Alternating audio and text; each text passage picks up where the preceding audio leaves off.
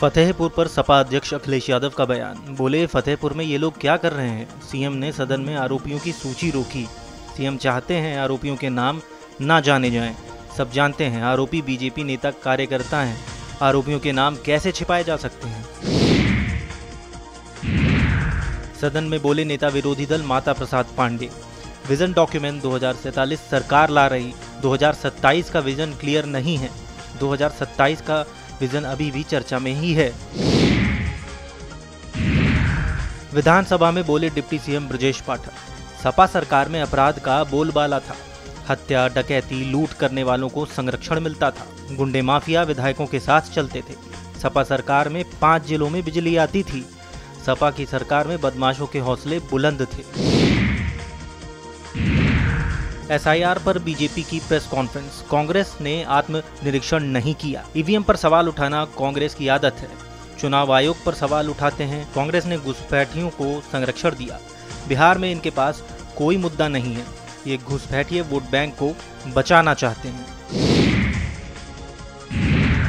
माता प्रसाद पांडे को रोके जाने पर बोले शिवपाल, ये सरकार लोकतंत्र को नहीं मानती। बीजेपी के पास कोई विजन नहीं। बीजेपी ने 5 साल में कोई काम नहीं किया। जो वादे किए थे वो भी पूरे नहीं किए। सदन में सरकार पर बरसे शिवपाल यादव। कहा, 2 दिन की बारिश में सड़क बर्बाद हो गई। 2047 का क्या भरोसा करें। किसान की आमदनी नहीं बढ़ पाई। बीजेपी सिर्फ किताब छाप रही। महिलाएं, व्यापारी सभी परेशान हैं। बीजेपी का मतलब भविष्य का झुंझुना। कांग्रेस विधायक आराधना मिश्रा मोना का बयान। बांके बिहारी अध्यादेश का कांग्रेस विरोध करती है। मंदिरों के चढ़ावे पर भाजपा की नजर है। अमित मालवीय चुनाव आयोग के प्रवक्ता बने हुए हैं। कांग्रेस ने सवाल किए, जवाब भाजपा दे रही है।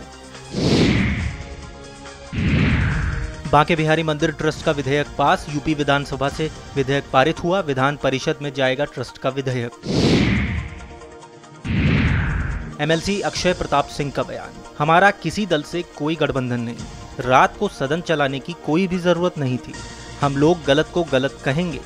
सदन में विधायकों की संख्या कम होगी तो जाहिर है सदन की गरिमा गिरेगी। नोएडा आईएएस मामले में बोली कांग्रेस विधायक आराधना मोना। कहा, बेटी पढ़ाओ बेटी बचाओ का झूठा नारा है।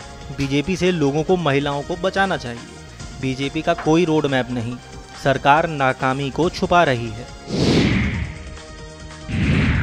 विधायक अभय सिंह का बयान। पीएम मोदी के निर्देशन में भारत बेहतर काम कर रहा। 1947 के बाद आज देश की जीडीपी आगे बढ़ रही है। सपा सरकार में क्या हुआ यह सबको पता है। आज भाजपा सपा से बेहतर काम कर रही।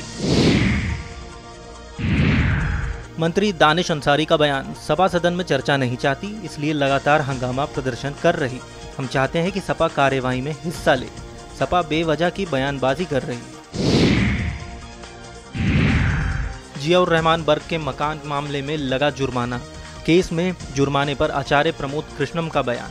सांसद पर 1,35,000 जुर्माना बहुत कम। ये मामला बुलडोजर का विषय है।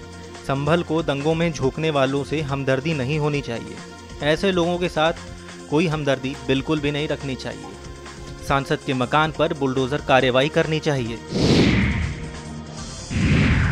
उत्तराखंड के मुख्यमंत्री पुष्कर सिंह धामी ने कहा, आज देहरादून का सबसे बड़ा योग पार्क और 2 अन्य पार्कों का लोकार्पण हुआ है।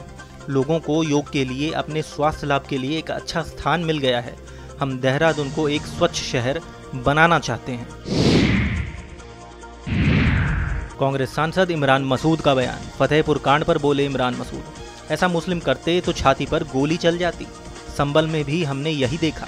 एक संगठन का जिला अध्यक्ष एसपी को धमका रहा। डिप्टी सीएम केशव मौर्य की विपक्ष से अपील। बोले, विपक्ष विधानसभा सत्र का बहिष्कार न करे। लगातार 24 घंटे विकसित भारत पर चर्चा होगी। भाजपा सांसद रविशंकर प्रसाद ने कहा, हम हाथों में तिरंगा और भारत माता की जय के नारे के साथ निकले हैं। लेकिन सवाल ये है कि सिर्फ हम ही क्यों निकलते हैं।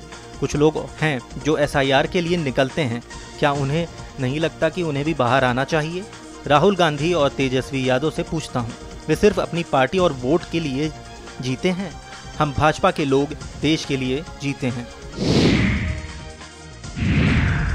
मतदाता सूची पर बोले संजय सिंह, कहा मतदाता सूची में गड़बड़ी का मामला है। बिहार में बड़े पैमाने पर गड़बड़ी हो रही है। मरे हुए लोगों को जिंदा किया जा रहा है, जिंदा लोगों को मारा जा रहा है, कुत्ते का निवास प्रमाण पत्र बनाया जा रहा है और बिहार में ट्रंप का वोट बनाया जा रहा है। इतनी गड़बड़ियों के बाद भी बिहार में एसआईआर किया जा रहा।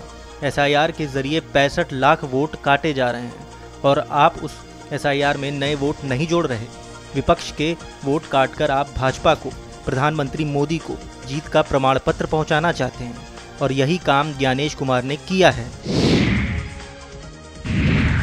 आप दिल्ली अध्यक्ष सौरभ भारद्वाज ने कहा, चुनाव आयोग अभी जिस तरह से व्यवहार कर रहा वह उल्टा चोर कोतवाल को डांटे जैसा है।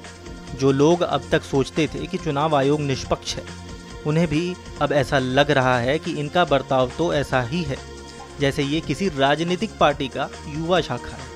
हमने अरविंद केजरीवाल, आतिशी, इन लोगों को के साथ चुनाव लड़ा, लेकिन चुनाव आयोग ने क्या किया? कोई कार्रवाई क्यों नहीं की?